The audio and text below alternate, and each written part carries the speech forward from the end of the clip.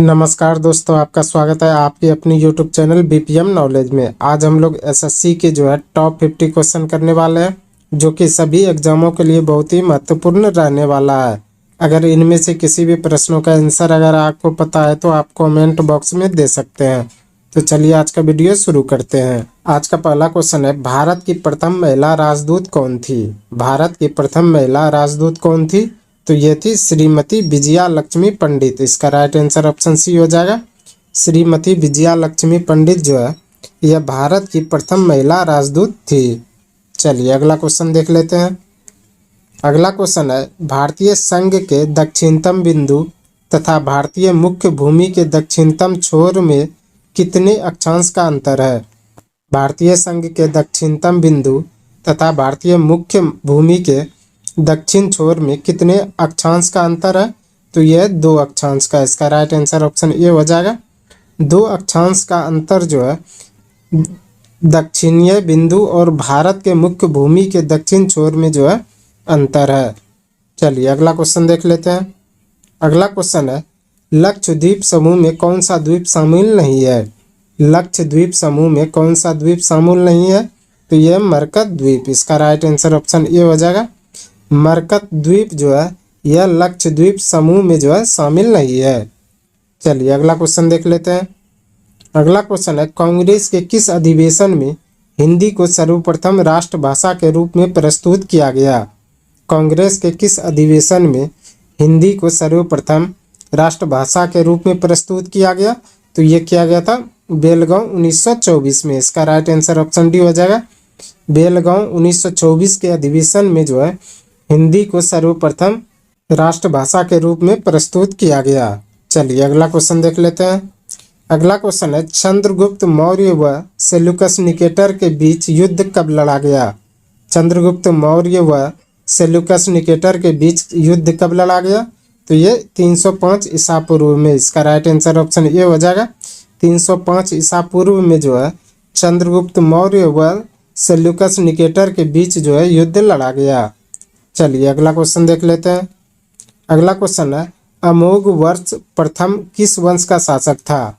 अमोघ वर्ष प्रथम किस वंश का शासक था? तो ये था राष्ट्रकूट वंश का। इसका राइट आंसर ऑप्शन बी हो जाए। अमोघ वर्ष यह राष्ट्रकूट वंश का शासक था। चलिए अगला क्वेश्चन देख लेते हैं। अगला क्वेश्चन है, मोहम्मद गौरी ने किस युद्ध में पृथ्वीराज चौहान को हराया? मोहम्मद गौरी ने किस युद्ध में पृथ्वीराज चौहान को हराया? तो यह हराया था त्राइन का द्वितीय युद्ध में। इसका राइट आंसर ऑप्शन बी हो जाएगा। त्राइन का द्वितीय युद्ध में मोहम्मद गौरी ने पृथ्वीराज चौहान को हराया था। चलिए अगला क्वेश्चन देख लेते हैं। अगला क्वेश्चन है, अकबर ने 1569 ईस्वी में कलिंजर पर विजय प्राप्त की थी। उस समय वहाँ का शासक कौन था? अकबर ने 1569 ईस्वी में कलिंजर पर विजय प्राप्त की थी। उस समय वहाँ का शासक कौन था? तो ये था रामचंद्र। इसका राइट आंसर ऑप्शन सी हो जाएगा। रामचंद्र अकबर ने जब 1569 ईस्वी में कलिंजर पर विजय प्राप्त की थी तो उस समय वहाँ का शासक था। चलिए अगला क्वेश्चन देख लेते हैं। अगला क्वेश्चन है, निम्नलिखित में से कौन राष्ट्रपति के प्रशासनिक शक्तियों में शामिल नहीं है? निम्नलिखित में से कौन राष्ट्रपति के प्रशासनिक शक्तियों में शामिल नहीं है? तो ये लोकसभा का विघटन। इसका राइट आंसर ऑप्शन बी हो जाएगा। लोकसभा का विघटन यह राष्ट्रपति के प्रशासनिक शक्तियों में शामिल नहीं है। चलिए अगला क्वेश्चन देख लेते हैं। अगला क्वेश्चन है, निम्नलिखित में से कौन ऐसे उपराष्ट्रपति हैं जो निर्विरोध नहीं चुने गए हैं? निम्नलिखित में से कौन ऐसे उपराष्ट्रपति हैं जो निर्विरोध नहीं चुने गए हैं? तो ये आर वेंकट रमन। इसका राइट आंसर ऑप्शन डी हो जाएगा। आर वेंकट रमन यह ऐसे उपराष्ट्रपति हैं जो निर्विरोध नहीं चुने गए हैं। चलिए अगला क्वेश्चन देख लेते हैं। अगला क्वेश्चन है, किस संविधान संशोधन के द्वारा लोकसभा तथा विधानसभा की सदस्य संख्या को 2026 तक अपरिवर्तनीय कर दिया गया है? किस संविधान संशोधन के द्वारा लोकसभा तथा विधानसभा की सदस्य संख्या को 2026 तक अपरिवर्तनीय कर दिया गया है? तो ये 84वां संशोधन द्वारा। इसका राइट आंसर ऑप्शन ए हो जाएगा। 84वां संशोधन द्वारा जो है लोकसभा तथा विधानसभा की सदस्य संख्या को जो है 2026 तक अपरिवर्तनीय कर दिया गया है। चलिए अगला क्वेश्चन देख लेते हैं। अगला क्वेश्चन है, मीन कैंप का लेखक कौन था? मीन कैंप का लेखक कौन था? तो ये था हिटलर। इसका राइट आंसर ऑप्शन ए हो जाएगा। हिटलर ने जो है मीन कैंप जो है लिखा था। चलिए अगला क्वेश्चन देख लेते हैं। अगला क्वेश्चन है, बांग्लादेश की सीमा को कौन सा भारतीय राज्य छूता नहीं है? बांग्लादेश की सीमा को कौन सा भारतीय राज्य छूता नहीं है? तो ये नागालैंड नहीं छूता है। इसका राइट आंसर ऑप्शन बी हो जाएगा। नागालैंड जो है बांग्लादेश की सीमा को जो है नहीं छूता है। चलिए अगला क्वेश्चन देख लेते हैं। अगला क्वेश्चन है, किस वास्तुकला का पालन यानी कि शैली अयोध्या के राम मंदिर के निर्माण में किया जाएगा? किस वास्तुकला का शैली जो है अयोध्या के राम मंदिर के निर्माण में किया जाएगा? तो ये नागर शैली का। इसका राइट आंसर ऑप्शन बी हो जाएगा। नागर शैली का जो है यह अयोध्या राम मंदिर के निर्माण में जो है किया जाएगा। चलिए अगला क्वेश्चन देख लेते हैं। अगला क्वेश्चन है, राजतरंगिणी नामक ग्रंथ का फारसी में अनुवाद किसने किया था? राजतरंगिणी नामक ग्रंथ का फारसी में अनुवाद किसने किया था? तो ये मौलाना सौरी ने। इसका राइट आंसर ऑप्शन बी हो जाएगा। मौलाना सौरी ने जो है राजतरंगिणी नामक ग्रंथ को जो है फारसी में अनुवाद किया था। चलिए अगला क्वेश्चन देख लेते हैं। अगला क्वेश्चन है, ओलंपिक खेल में भारत का पहला व्यक्तिगत स्वर्ण पदक जीतने वाला खिलाड़ी किस खेल से संबंधित है? ओलंपिक खेल में भारत का पहला व्यक्तिगत स्वर्ण पदक जीतने वाला खिलाड़ी किस खेल से संबंधित है? तो यह है शूटिंग से। इसका राइट आंसर ऑप्शन बी हो जाएगा।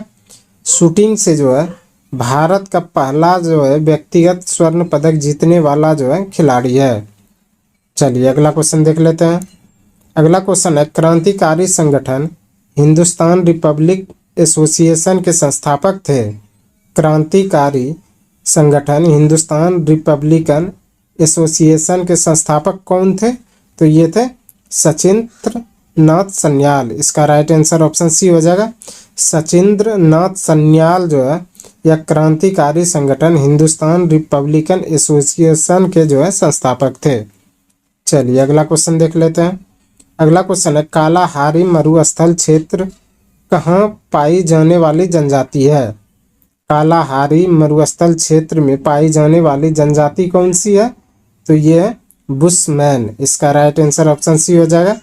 बुशमैन जो है कालाहारी मरुस्थल क्षेत्र में पाई जाने वाली जनजाति है। चलिए अगला क्वेश्चन देख लेते हैं।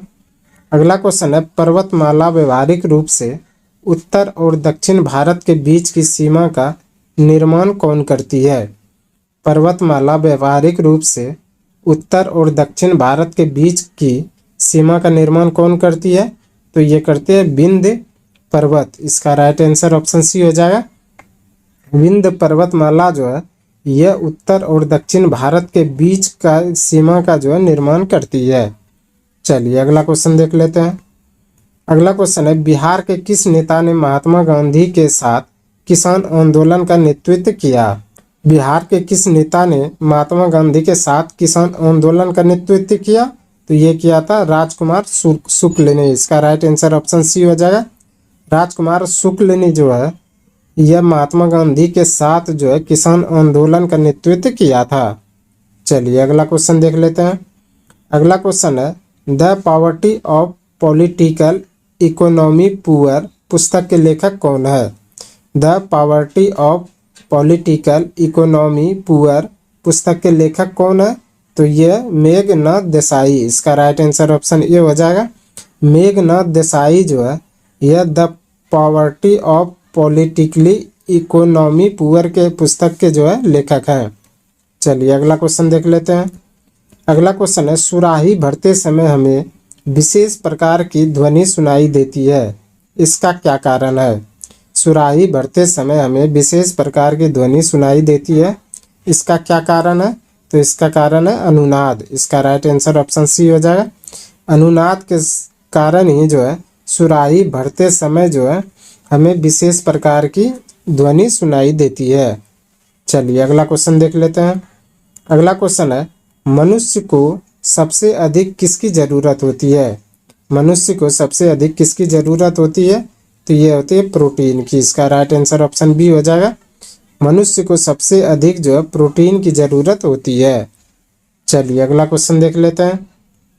अगला क्वेश्चन है, कौन सा तत्व ठोस अवस्था वाले उपकरणों के लिए अर्धचालक में डोपिंग एजेंट के रूप में प्रयोग किया जाता है? कौन सा तत्व ठोस अवस्था वाले उपकरणों के लिए अर्धचालक में डोपिंग एजेंट के रूप में प्रयोग किया जाता है? तो ये किया जाता है आर्सेनिक का। इसका राइट आंसर ऑप्शन बी हो जाए। आर्सेनिक का प्रयोग जो है यह ठोस अवस्था वाले उपकरण के लिए अर्धचालक के डोपिंग एजेंट के रूप में प्रयोग किया जाता है। चलिए अगला क्वेश्चन देख लेते हैं। अगला क्वेश्चन है, कोई विशिष्ट जैव रासायनिक अभिक्रिया प्रेरित करने के लिए उत्प्रेरक के रूप में कार्य करने वाले किसी सजीव द्वारा उत्पादित पदार्थ को कहा जाता है? कोई विशिष्ट जैव रासायनिक अभिक्रिया प्रेरित करने के लिए उत्प्रेरक के रूप में कार्य करने वाले किसी सजीव द्वारा उत्पादित पदार्थ को कहा जाता है? तो ये कहा जाता है एंजाइम। इसका राइट आंसर ऑप्शन बी हो जाएगा। एंजाइम जो है यह कोई विशिष्ट जैव रासायनिक अभिक्रिया प्रेरित करने के लिए जो है उत्प्रेरक के रूप में कार्य करने वाली सजीव द्वारा उत्पादित पदार्थ को जो है कहा जाता है। चलिए अगला क्वेश्चन देख लेते हैं। अगला क्वेश्चन है, निम्नलिखित में से किसमें विटामिन ए बहुत अधिक मात्रा में पाया जाता है? निम्नलिखित में से किसमें विटामिन ए बहुत अधिक मात्रा में पाया जाता है? तो ये गाजर में। इसका राइट आंसर ऑप्शन ए हो जाएगा। गाजर में जो है विटामिन ए जो है बहुत अधिक मात्रा में पाया जाता है। चलिए अगला क्वेश्चन है, दिल्ली का कौन सा सुल्तान अशोक स्तंभ को कौशाम्बी और टोपारा से दिल्ली हस्तांतरित किया था? दिल्ली का कौन सा सुल्तान अशोक स्तंभ को कौशाम्बी और टोपारा से दिल्ली हस्तांतरित किया था? तो ये किया था फिरोज तुगलक ने। इसका राइट आंसर ऑप्शन सी हो जाए। फिरोज शाह तुगलक ने जो है दिल्ली का सुल्तान था जो कि अशोक स्तंभ को कौशाम्बी और टपोरा से जो है दिल्ली हस्तांतरित किया था। चलिए अगला क्वेश्चन देख लेते हैं। अगला क्वेश्चन है, प्रसिद्ध रेशम मार्ग पर किस वंश के शासकों का अधिकार था? प्रसिद्ध रेशम मार्ग पर किस वंश के शासकों का अधिकार था? तो ये था कुषाणों का। इसका राइट आंसर ऑप्शन बी हो जाएगा। कुषाणों का जो है प्रसिद्ध रेशम मार्ग पर जो है शासकों का अधिकार था। चलिए अगला क्वेश्चन देख लेते हैं। अगला क्वेश्चन है, जैन धर्म श्वेतांबर एवं दिगंबर संप्रदायों में कब विभाजित हुआ था? जैन धर्म श्वेतांबर एवं दिगंबर संप्रदायों में कब विभाजित हुआ था? तो ये हुआ था चंद्रगुप्त मौर्य के समय में। इसका राइट आंसर ऑप्शन ए हो जाएगा। चंद्रगुप्त मौर्य के समय में जो है जैन धर्म दो भागों में बांटा था, जो कि श्वेतांबर और दिगंबर में। चलिए अगला क्वेश्चन देख लेते हैं। अगला क्वेश्चन है, संविधान के निम्नलिखित संशोधनों में से किसके अंतर्गत भारत में महिलाओं के लिए ग्राम पंचायतों में 1/3 स्थान आरक्षित किया गया था?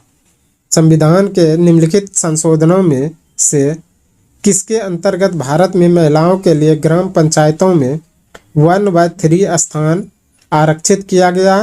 तो ये 73वें संशोधन के अंतर्गत। इसका राइट आंसर ऑप्शन सी हो जाएगा। 73वें संशोधन के अंतर्गत जो है ग्राम पंचायतों में जो है महिलाओं के लिए जो है 1/3 स्थान आरक्षित किया गया है।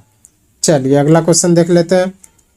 अगला क्वेश्चन है, निम्नलिखित में से किस शैलकृत गुफा में 11 सिरों को बोधिसत्व का अंकन मिलता है? निम्नलिखित में से किस शैलकृत गुफा में 11 सिरों के बोधित्व का जो है अंकन मिलता है? तो ये मिलता है कन्हेरी गुफा में। इसका राइट आंसर ऑप्शन सी हो जाए। कन्हेरी गुफा में जो है 11 सिरों का जो है बोधित्व का जो है अंकन मिलता है।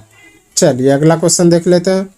अगला क्वेश्चन है, मराठों एवं अहमद शाह अब्दाली के मध्य लड़े गए पानीपत के तृतीय युद्ध के समय कौन पेशवा था?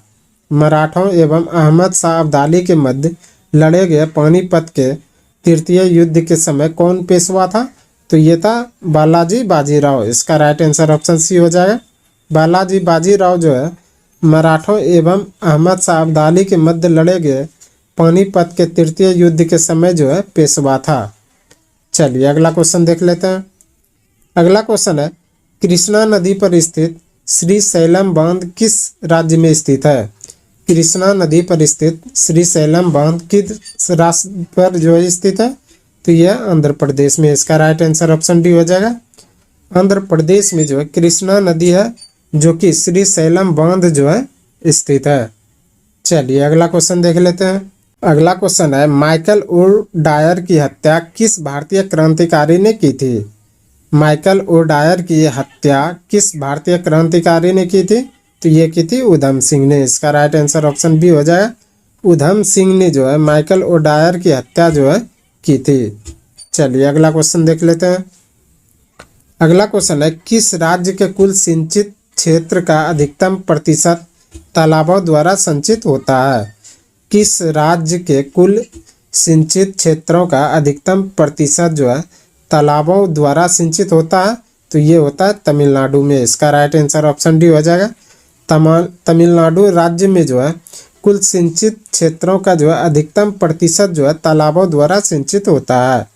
चलिए अगला क्वेश्चन देख लेते हैं। अगला क्वेश्चन है, संतोपथ ग्लेशियर कहाँ अवस्थित है? संतोपथ ग्लेशियर कहाँ अवस्थित है? तो यह उत्तराखंड में। इसका राइट आंसर ऑप्शन सी हो जाएगा। उत्तराखंड में जो है संतोपथ जो है ग्लेशियर स्थित है। चलिए अगला क्वेश्चन देख लेते हैं। अगला क्वेश्चन है, भारतीय संविधान की प्रस्तावना में न्याय शब्द का प्रयोग किस अर्थ में किया गया है? भारतीय संविधान की प्रस्तावना में न्याय शब्द का प्रयोग किस अर्थ में किया गया है? तो ये किया गया सामाजिक और आर्थिक और राजनीतिक न्याय। इसका राइट आंसर ऑप्शन ए हो जाएगा। सामाजिक, आर्थिक और राजनीतिक न्याय जो है भारतीय संविधान की प्रस्तावना में जो है न्याय शब्द का प्रयोग किया गया है। चलिए अगला क्वेश्चन देख लेते हैं। अगला क्वेश्चन है, निम्नलिखित में से कौन सी संसदीय कार्य विधि भारत की देन है?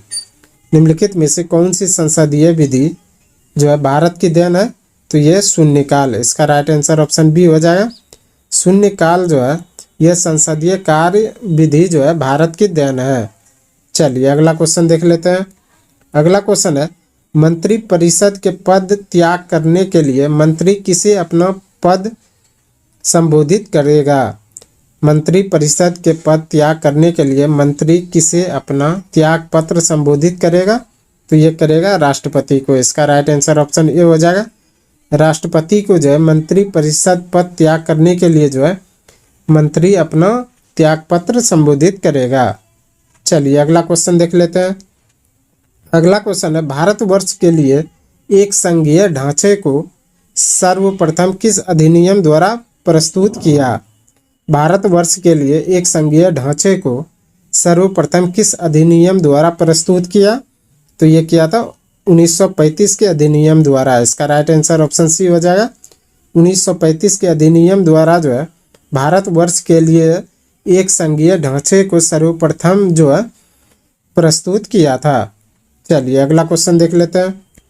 अगला क्वेश्चन है, लोकसभा का 5 वर्ष का सामान्य कार्यकाल समाप्त होने से पहले इसे कौन भंग कर सकता है? लोकसभा का 5 वर्ष का सामान्य कार्यकाल समाप्त होने से पहले इसे कौन भंग कर सकता है? तो ये कर सकता है राष्ट्रपति प्रधानमंत्री की सिफारिश पर। इसका राइट आंसर ऑप्शन सी हो जाएगा। राष्ट्रपति प्रधानमंत्री की सिफारिश पर जो है लोकसभा का 5 वर्ष का सामान्य कार्यकाल समाप्त होने से पहले जो है इसे भंग कर सकता है। चलिए अगला क्वेश्चन देख लेते हैं। अगला क्वेश्चन है, निम्नलिखित में से कौन सा देश आसियान का सदस्य नहीं है? निम्नलिखित में से कौन सा देश आसियान का सदस्य नहीं है? तो ये बांग्लादेश नहीं है। इसका राइट आंसर ऑप्शन सी हो जाएगा। बांग्लादेश जो है यह आसियान का सदस्य नहीं है। चलिए अगला क्वेश्चन देख लेते हैं। अगला क्वेश्चन है, निम्नलिखित अनुच्छेदों में से कौन सा एक राज्य सरकार को ग्राम पंचायतों को संगठित करने के लिए निर्देशित करता है? निम्नलिखित अनुच्छेदों में कौन सा एक राज्य सरकार को ग्राम पंचायतों को संगठित करने के लिए निर्देशित करता है? तो ये करता है अनुच्छेद 40। इसका राइट आंसर ऑप्शन बी हो जाएगा। अनुच्छेद 40 जो है यह एक राज्य सरकार को ग्राम पंचायतों को संगठित करने के लिए जो है निर्देशित करता है। चलिए अगला क्वेश्चन देख लेते हैं। अगला क्वेश्चन है, जारवा जनजाति कहाँ पाई जाती है? जारवा जनजाति कहाँ पाई जाती है? तो ये पाई जाती है निकोबार द्वीप में। इसका राइट आंसर ऑप्शन डी हो जाएगा। निकोबार द्वीप में जो है जारवा जनजाति पाई जाती है। चलिए अगला क्वेश्चन देख लेते हैं। अगला क्वेश्चन है, निम्नलिखित में से किन देशों के समूह से भूमध्य रेखा गुजरती है?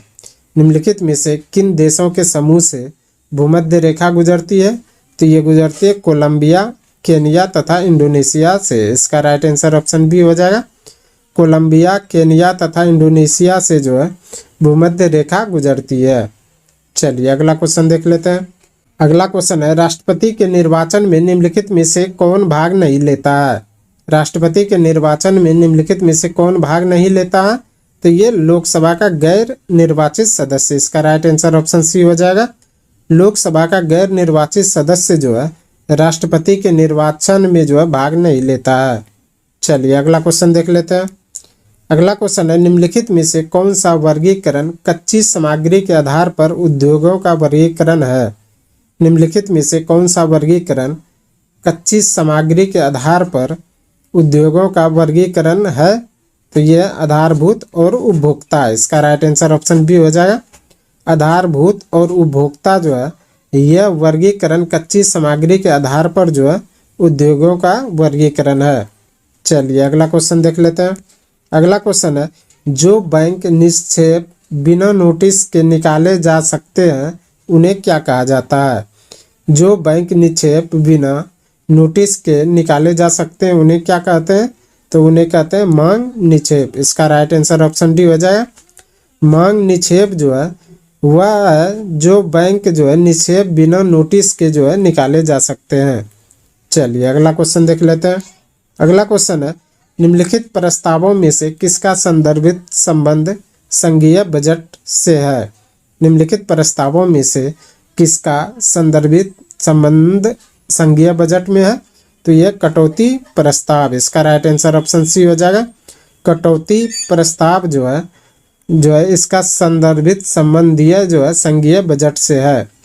चलिए अगला क्वेश्चन देख लेते हैं।